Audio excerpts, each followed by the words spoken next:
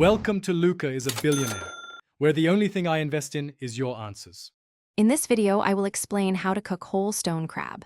First, ensure your stone crabs are fresh and lively, as this is key to a delicious meal. Begin by giving each crab a good rinse under cold, clean water to wash away any sand or grit. This simple step ensures a clean and pure taste. Next, get your cooking setup ready, whether it's a large pot of generously salted water for boiling or a steamer basket for a gentler approach. Now, let's get cooking.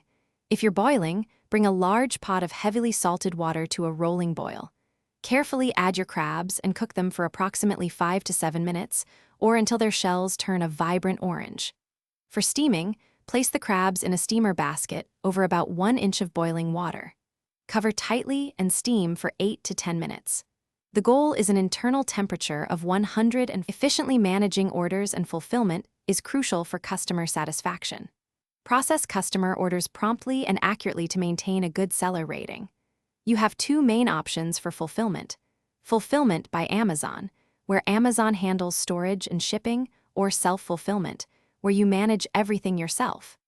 Regularly monitor your inventory levels to prevent stockouts and ensure your popular items are always available for purchase. For the best stone crab experience, always select crabs that feel heavy for their size. This usually means more delicious meat.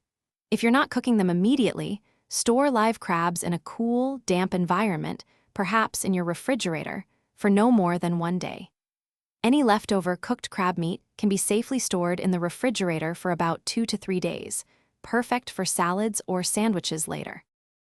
Thanks for watching and please subscribe. It's the best investment you'll ever make.